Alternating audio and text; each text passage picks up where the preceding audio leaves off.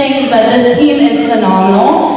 They work great together, and they will be there every step of the way. As always, I think you know this about me at this point. Any concerns you have or anything, reach out to us. We are happy to work through that. We're team, your child, and whatever they need. But welcome to third grade curriculum night. Thank you for taking the time to join us. Can I introduce you guys? Okay.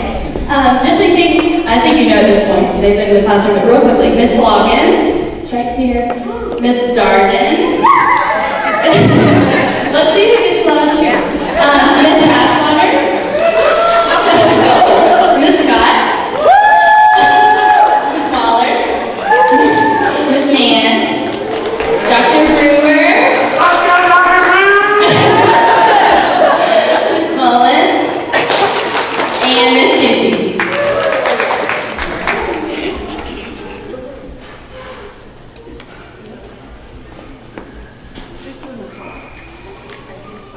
Sure. I can't. No, I got it. I could go over here.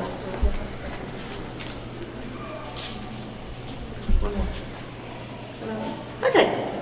I'm Becca Wilson, and I'm the reading coach.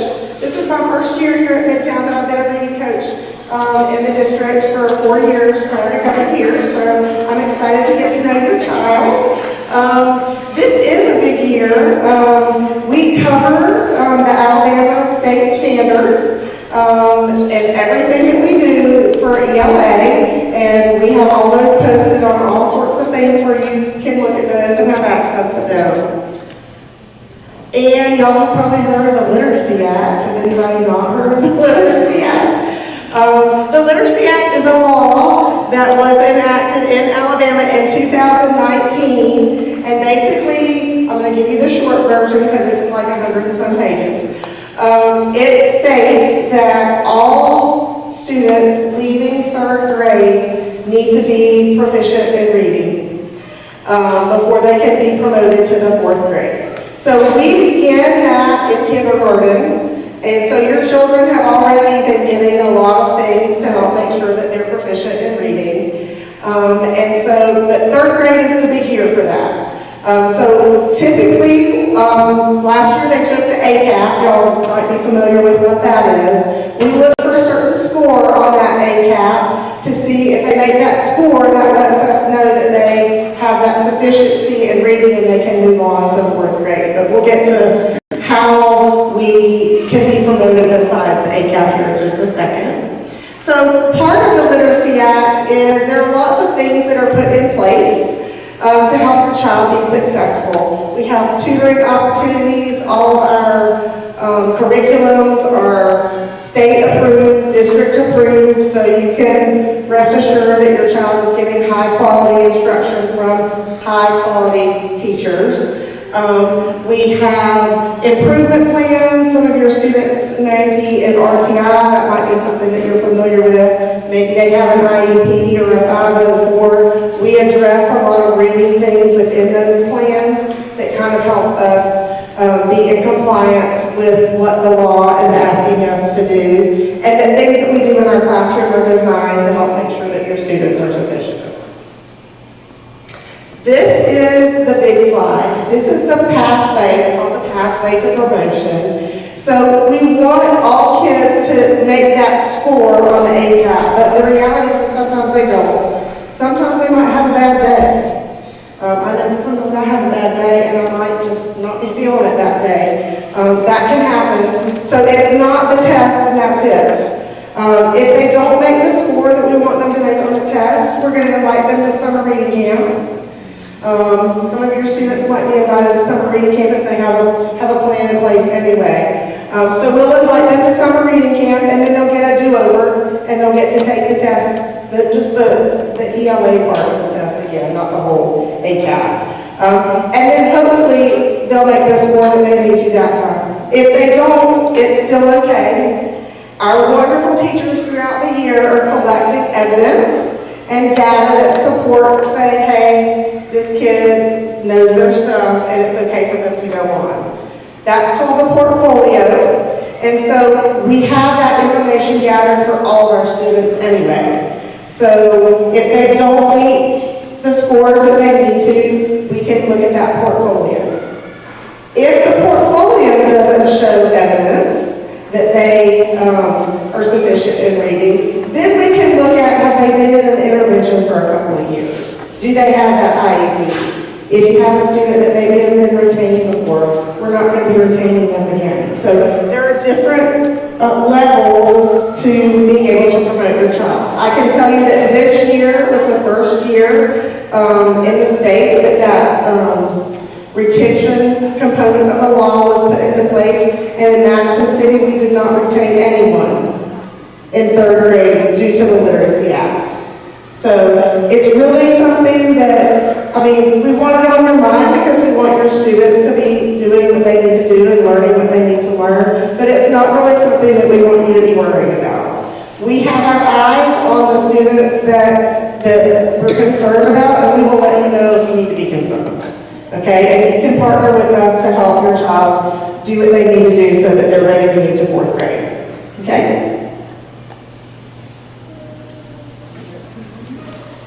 Just to piggyback off of Ms. Wilson, in order to ensure that your child is prepared for that ACAP test and that we're meeting those Alabama literacy standards, we want to make sure that we have really great programs in place to deliver that instruction. And we have 2 main programs that we utilize for ELA. Our first one is called 95% Phonics. This is a research-based, evidence-based program that's rooted in the science of reading, and we're delivering instruction to this every single day. And this is helping ensure that your child can encode, which means to spell, and decode, which means just to read, multisyllabic, grade-level pattern words. We give weekly assessments through this program, and that will look like spelling and dictation assessments. And your child's teacher will give you specific instructions and example words about how to prepare and how to study for those assessments. We're doing a lot of instruction and practice with the students in the classroom to prepare them for those assessments as well. We also have unit or summative assessments where we're checking to see if the students are retaining what we're teaching them throughout that unit and if they're applying the spelling of those words in context and in generalized settings as well. Our next program is called Open Court. Open Court is our main ELA program. 95% is a supplement that is state approved that goes along with Open Court. Through Open Court, we're delivering all of our comprehension instruction, vocabulary instruction, writing instruction, as well as grammar and mechanics. We also give regularly scheduled assessments through this as well. The assessments through this, as well as the assessments from 95%, are what we are holding on to for that portfolio that Ms. Wilson mentioned. So anytime that your teacher lets you know that assessments are being delivered through 95% or Open Court, we really want you to be aware of that, and we'll let you know when those assessments are happening, and we'll let your child know too, because we really want them giving their best at all times, but also on those assessments, because we're going to hold on to them for their portfolios. Next, as far as ELA, we want you to know that independent reading is something that's really critical in 3rd grade. We really would love your child to really enjoy and love reading. We know that every child is not going to love books the way we might want them to, but we're hoping that if they don't just love reading, maybe we can help connect them to a book about something they do love. If they're really into fossils, we can help find nonfiction books for that.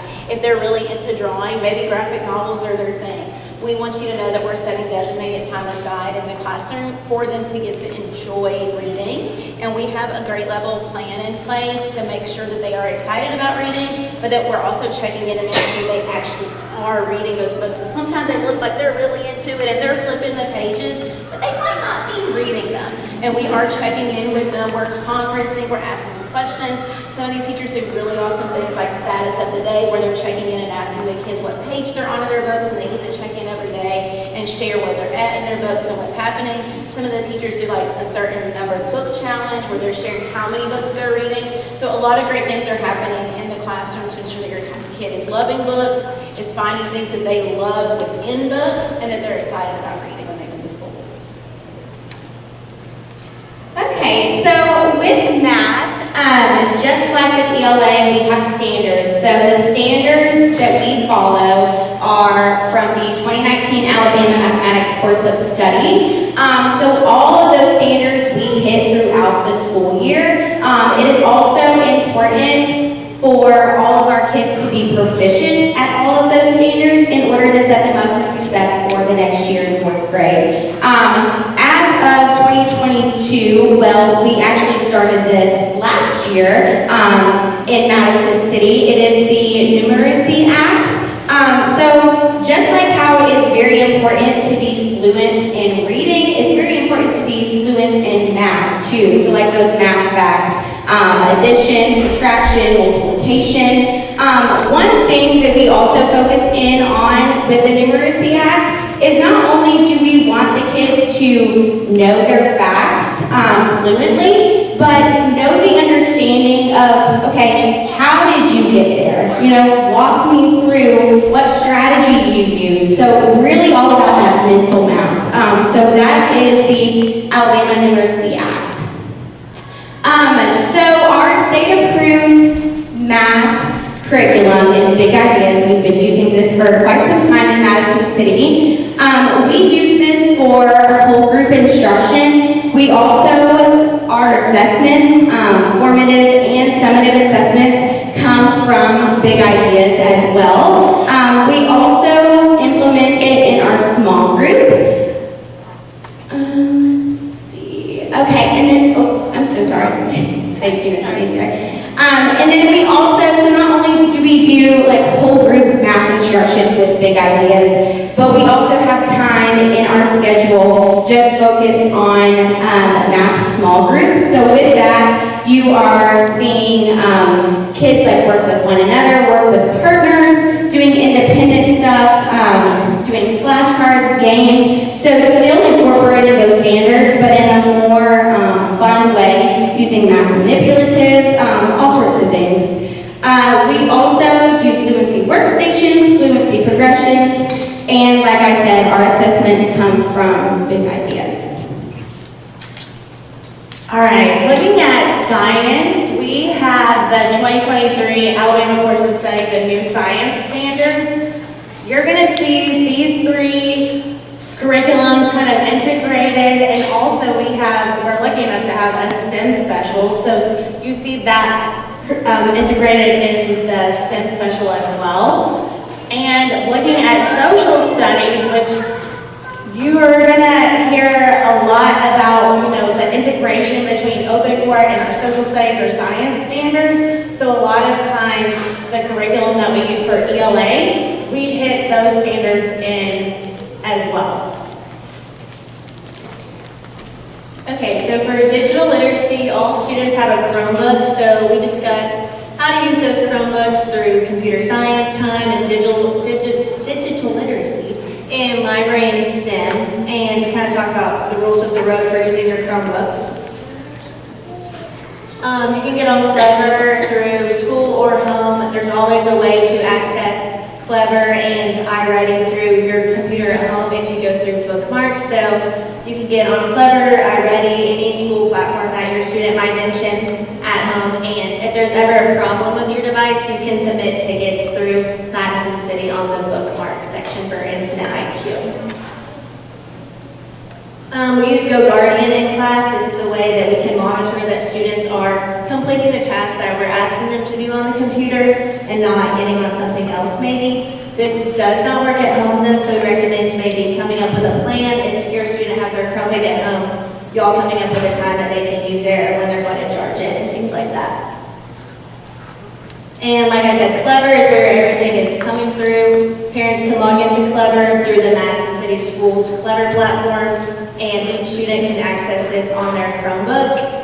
A lot of us use Seesaw, Google Classroom, or Schoology, and this is a way we can post assignments to the computer. If maybe we have an e-learning day or a weather day, that's a way that we can still communicate with your child. Okay, assessments. These first two, iReady and in-class, we just wrapped up our beginning of the year assessments through those. So iReady, as you see, measures reading and math progress compared to the grade level standards, and whereas in-class just reads on foundational reading progress for grades K through 3. Those will be administered 3 times a year. So like I said, we just finished the first one, we'll do another one in December, and then the last one in April, May, just to wrap up the year and see how far we've come from August. The ACAP, what Wilson talked about, it sounds daunting, but it's going to be okay, we're going to do it. It's going to measure our progress towards grade level standards in reading and math in 2nd through 5th grade, so if your kids were here will be administered during 4 to 5 weeks this year. And lastly, formative assessments, we do these daily, whether it's a quiz or just a check-in. It's ongoing by teacher discretion, and it's used by specific examples mentioned on the previous slide. And homework. I talked to my parents about that upstairs. We know, I don't want to speak for anybody, but I think I do speak for everybody when we say we work hard at school. We'll have fun, but we do work. And so I think the last thing any of us want are for your kids to go home and do work. But we do find it necessary to review the skills that we've talked about during the day, practice those skills at home, and it's also a way for you to have eyes and ears kind of to what we're doing in the classroom. It's not graded, it's not required. I know some of us do different incentives if your child does bring it back. But we do encourage any sort of homework routines you might put in place at home. But like Maria said earlier, Ms. Waller, if they can read for 20 minutes, that'd be great. Like Rogan said, practice any math facts. Anything that you can do to just help your kid practice at home and keep them fresh during the night time would be great.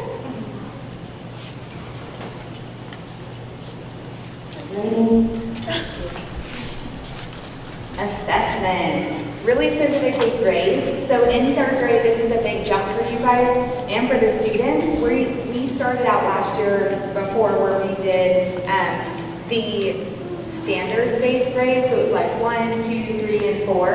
And so this year, we will have that, and then we will also have traditional letter and number grades. So this folder is green. This folder is green, yours will be green, we don't have green right now, but picture this as a green folder. This is something that we will have, be on the lookout. On one side, you will have the standards-based parent guide to kind of walk you through what it looks like, what it means. And then on the right side, you guys will have the progress reports that are going home for 7 days throughout the year, and then the report cards that come home 4 times throughout the year, where you will sign that and send it back. So everything will stay in this folder, and it basically builds, so you can kind of review back to say, oh, this is where they were, look at the growth, things like that, or some things to work on. You can always write a note. So this would be really important to keep an eye out for that. We will send this home with your child. Again, we're moving from just doing standards-based assessments to also having the grades and the numbers as well. And that's good. And then these are the progress reports. So the grades will come out, report cards will come out 4 times a year. 4 times a year, and then the progress reports will come out a little bit more, and the dates are up here as well as they're posted in other places. That's it. I just saw people doing it. Oh, perfect. No, too many pictures.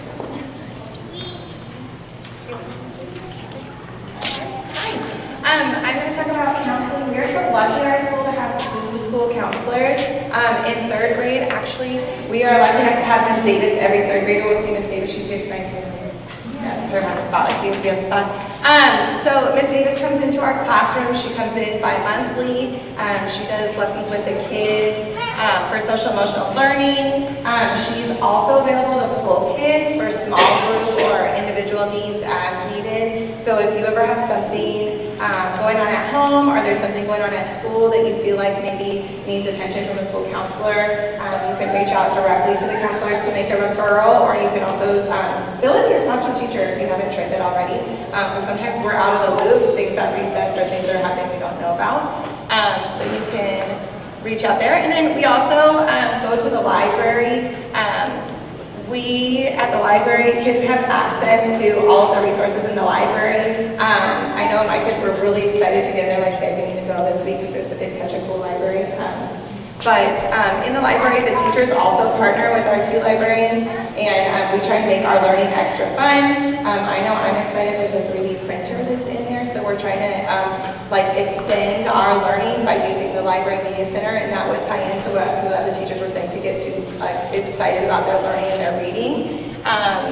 And then parents can also go on the library media site, which you can find on our Midtown website. If you want to look at the catalog of the books that we have there, this is a few pictures of the kids learning in the library.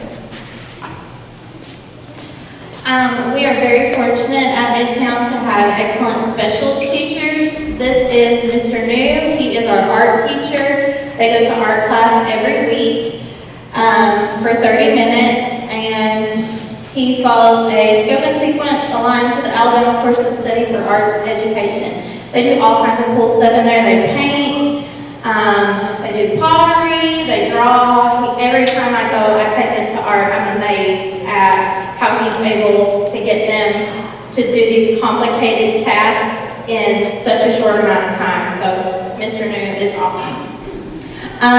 Music, we have a new music teacher this year. Her name is Miss Francis. And as they get older, there are other activities they can take part in. I think we had like a 5th grade choir last year, different things like that. She comes to our classroom once a week, and We're still fine tuning, but she's actually going to start a strings club where like the parent could go and rent that string instrument and provide that for our students. We're trying to see if that'll be 3rd, 4th, and 5th or 4th and 5th, but regardless, an upcoming opportunity that we're excited she wants to offer. yeah, if you didn't hear Miss Meester, I'm sure you did, but I'll just reiterate in case. She said they're looking into starting a strings club where parents can check out different instruments that use strings. They don't know if it'll be 4th and 5th or 3rd, 4th, and 5th, but in the future, be on the lookout for that if that's something that interests your student. PE, our students go to PE every day. They love PE. We love PE too.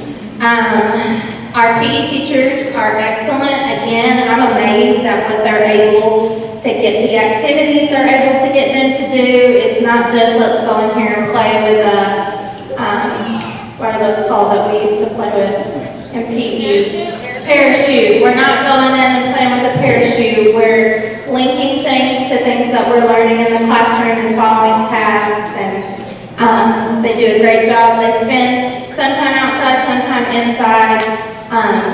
They love it. It's a great time.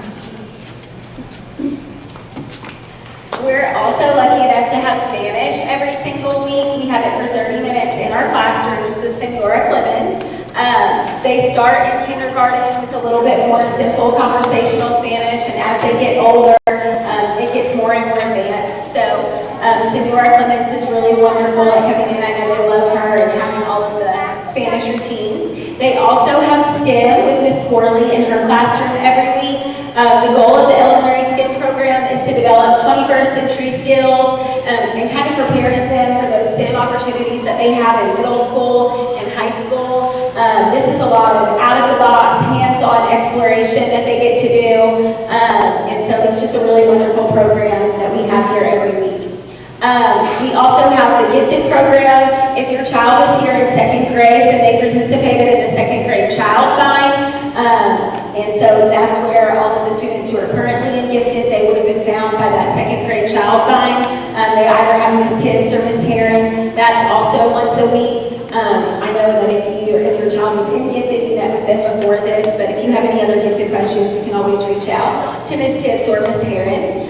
We also have an ESL program. We've got a lot of students from different countries that speak other languages or that English is not their first language. So Miss Kerr and Miss Kappelman are both available to pull those students out to work with them on building that English language deficiency if they're coming from somewhere else.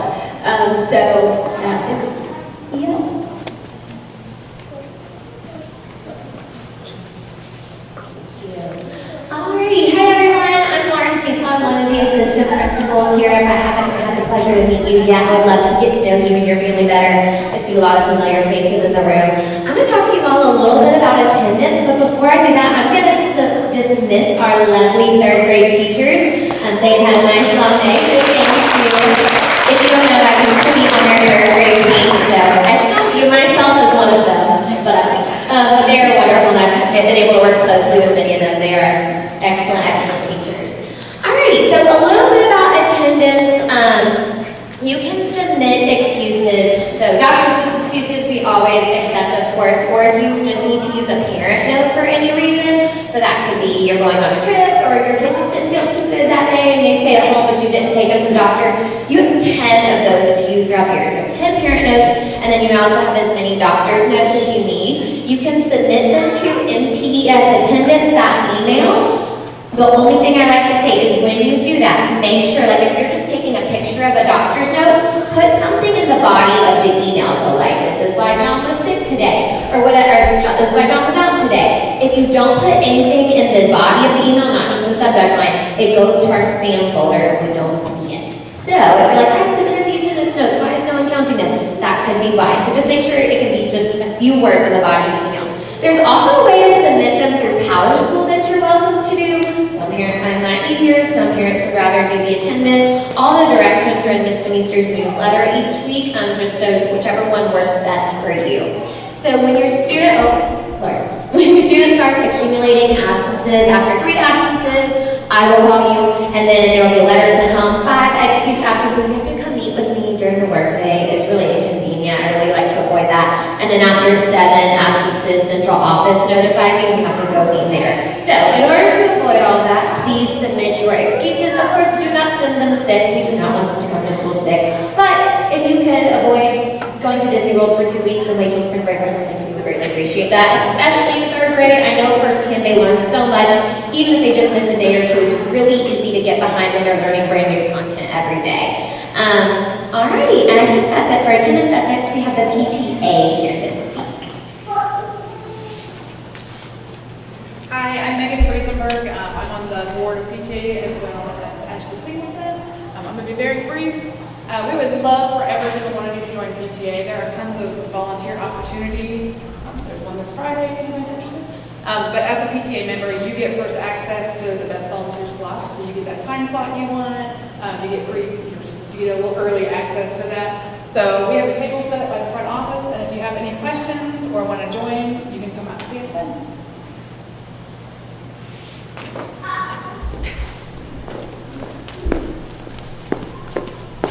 Okay, so that concludes our meeting for tonight. Myself, Ms. Cecil, Ms. Davis, Ms. Wilson, we're all here. I did want to quickly introduce, she just didn't get introduced yet.